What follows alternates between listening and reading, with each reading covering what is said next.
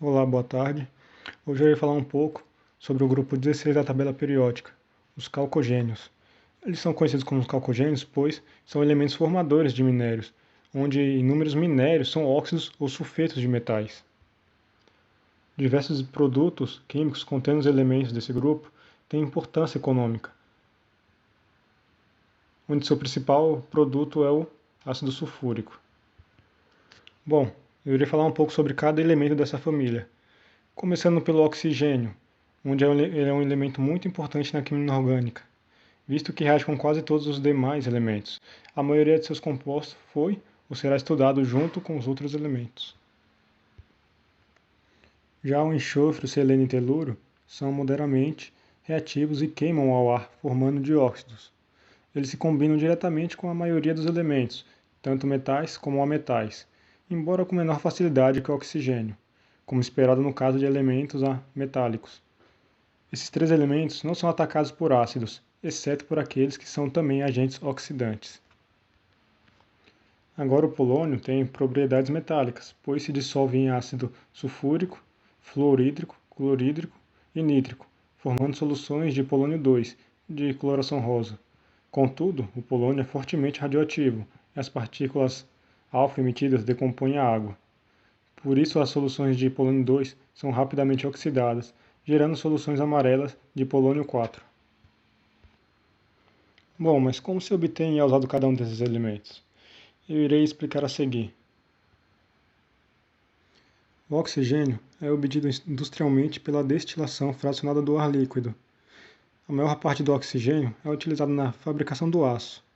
Um gás produzido dessa maneira geralmente contém pequenas quantidades de nitrogênio e de gases nobres, principalmente o argônio. Cilindros de aço contendo oxigênio comprimido são usados para muitas finalidades, inclusive na solda oxacetilênica e no laboratório. Às vezes é preparado em pequena escala no laboratório, pela decomposição térmica do cloreto de potássio, embora o produto possa conter pequenas quantidades de cloro ou íons de cloreto. Pequenas quantidades de oxigênio são produzidas pelo aquecimento do nitrato de sódio, como fonte emergencial de oxigênio em aviões. O oxigênio também pode ser obtido pela decomposição catalítica de hipocloritos, ou pela eletrólise da água contendo pequenas quantidades de ácido sulfúrico, ou de uma solução de hidróxido de bário. Praticamente todos os elementos reagem com o oxigênio, à temperatura ambiente ou por aquecimento. Mesmo sendo elevada a energia de ligação do oxigênio, as reações geralmente são bastante exotérmicas, e uma vez iniciadas, prosseguem espontaneamente. O oxigênio é essencial na respiração, para a liberação da energia no organismo, tanto de animais como de plantas. É, portanto, um uso essencial à vida. A produção mundial de oxigênio líquido e gasoso é de cerca de 100 milhões de toneladas por ano. De longe, os maiores consumidores de oxigênio são as indústrias do ferro e do aço, chegando a 60 a 80% de suas compras. O oxigênio puro é usado para converter o ferro gusa em aço, no processo básico com oxigênio, que se originou dos processos caldo e LD. Desde o final da década de 50, estes substituíram o processo Bessemer, que no caso usava o ar, para usinas para a produção de oxigênio. Frequentemente estão instaladas na vizinhança, ou até mesmo fazem parte das instalações das modernas siderúrgicas. O oxigênio é conduzido através de tubulações de uma usina a outra. Os modernos métodos utilizando oxigênio apresentam três vantagens. Primeiro, a conversão do ferro gusa em aço é mais rápida. Segundo, lingotes maiores de ferro gusa podem ser utilizados. Terceiro, nitretos não são formados durante o processo. Eles podem ser formados se for utilizado o ar. Agora eu irei falar um pouco sobre a obtenção e os usos do enxofre. Bom, há diversos métodos para se obter um enxofre. Primeiro, pela recuperação a partir do gás natural e do petróleo. Segundo, a mineração pelo processo Frasch. Segundo, a partir de piritas. Quarto, recuperação dos gases de ustulação de sulfetos. Quinto, mineração como enxofre mineral. E sexto, obtida a partir do CaCO4, onde a sua maioria são obtidos a partir do gás natural.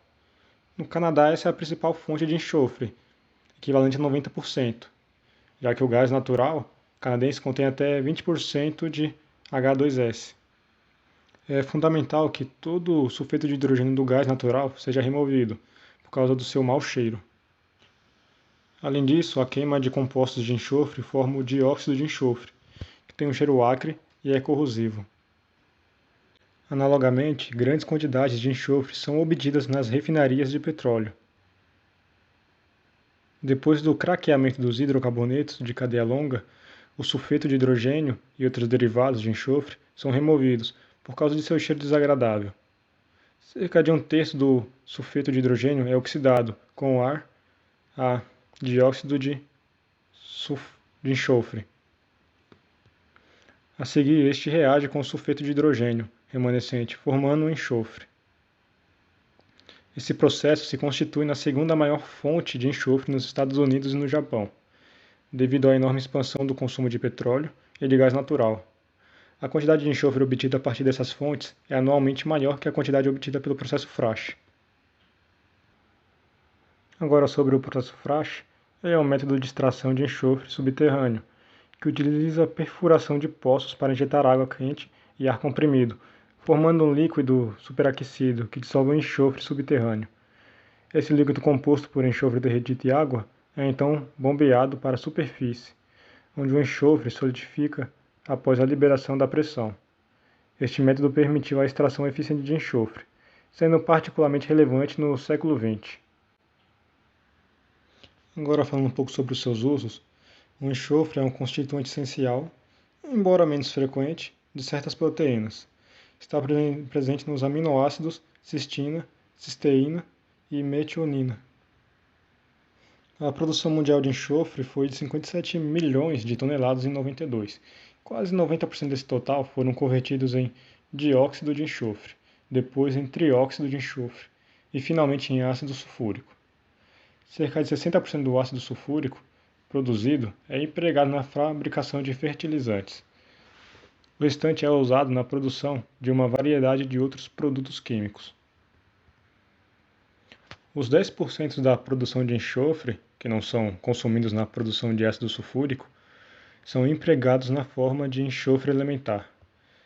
Parte dela é usada na fabricação de disulfeto de carbono e disulfeto de carbono, que por sua vez é empregado na fabricação de tetracloretano e de viscose. O enxofre reage com alcenos, formando ligações cruzadas entre as moléculas. Essa reação é importante no processo de vulcanização da borracha. O enxofre e o selênio desidrogeno hidrocarboneto saturado. O enxofre também é utilizado na fabricação de fungicidas, inseticidas e pólvora.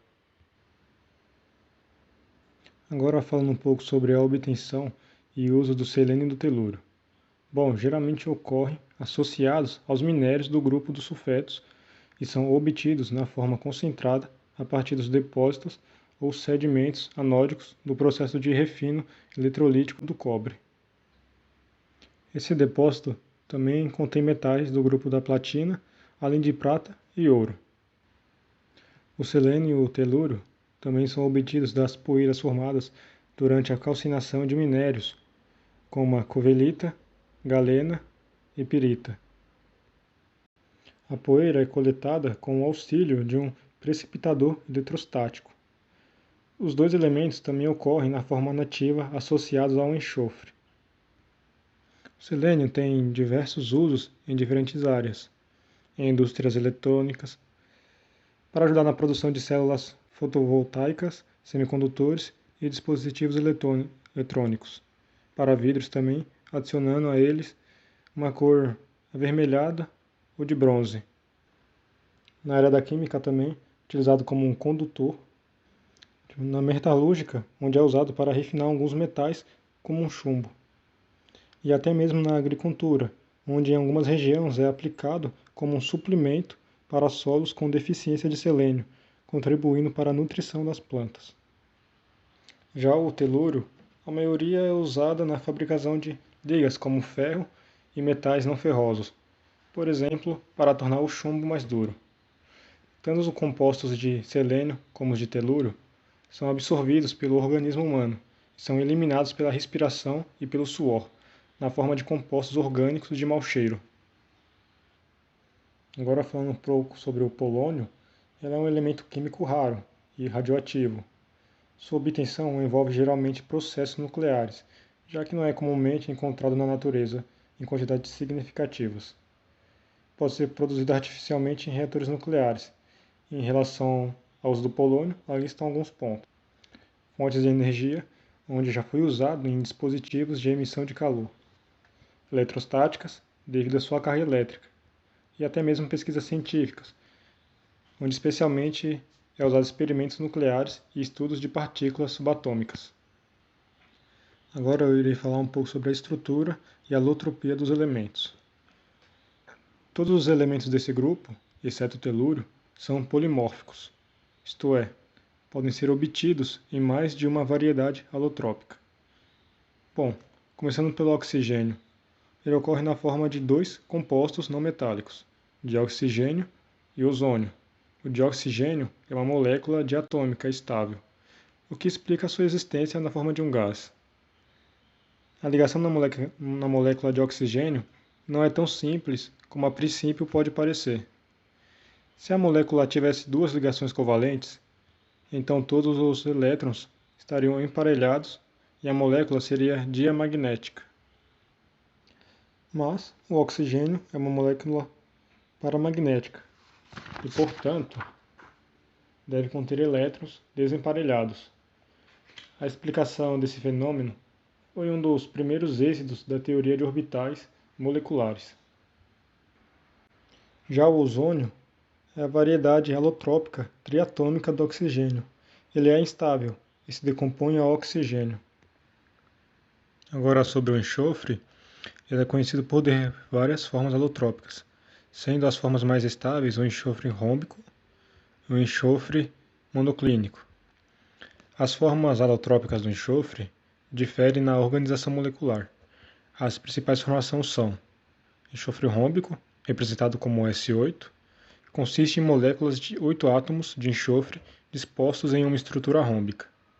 Enxofre monoclínico, representado como S8, tem moléculas de 8 átomos de enxofre, mas com uma estrutura molecular diferente da forma rômbica.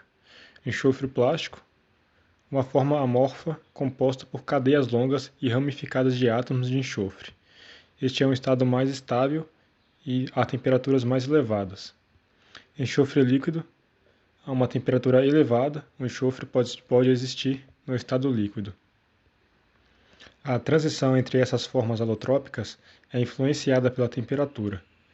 O enxofre pode passar por mudanças de fase, como fusão e solidificação, dependendo das condições de temperatura e pressão. Ao contrário do enxofre, o selênio não exibe uma variedade tão marcante de formas alotrópicas. O selênio apresenta principalmente duas formas alotrópicas principais, sendo elas o selênio amorfo, que nesta forma o selênio não possui uma estrutura cristalina bem definida. Em vez disso, é amorfo, que significa que seus átomos não estão organizados de maneira ordenada. Essa forma é menos estável e pode ser convertida em selênio cristalino sob certas condições. Segundo, o selênio cristalino, também chamado de selênio trigonal, é a forma cristalina mais estável. Desta forma, o selênio conforma estruturas cristalinas tridimensionais. O selênio cristalino tem uma estrutura semelhante à do enxofre rômbico, com uma configuração de anel. Essas estruturas cristalinas são menos comuns e menos variadas do que as formas alotrópicas do enxofre. Agora, o telúrio só possui uma única forma cristalina, de cor branca, prateada e semimetálica. Essa forma se assemelha ao selênio cinza, mas exibe propriedades metálicas mais acentuadas. Agora, o polônio, sendo um elemento relativamente pesado e radioativo, não exibe uma variedade significativa de formas alotrópicas. O polônio é predominantemente encontrado em uma única forma alotrópica, conhecido como polônio alfa. O polônio alfa possui uma estrutura cúbica, centrada no corpo. Cada átomo de polônio está localizado nos vértices e no centro do cubo. Essa forma alotrópica específica é a mais estável para o polônio sob condições normais de temperatura e pressão.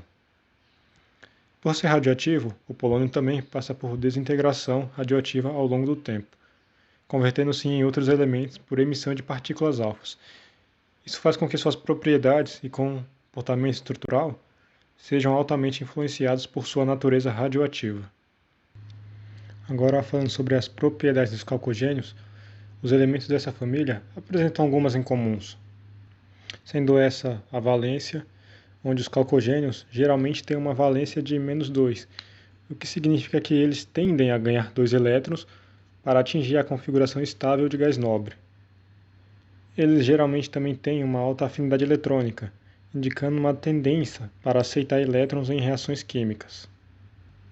Seus estados de oxidação comuns incluem -2, 4 e 6. Esses estados de oxidação refletem a capacidade dos elementos em compartilhar elétrons ou participar em reações. Eles também podem formar compostos que exibem propriedades anfóteras, ou seja, podem atuar tanto como ácidos quanto como bases em reações químicas.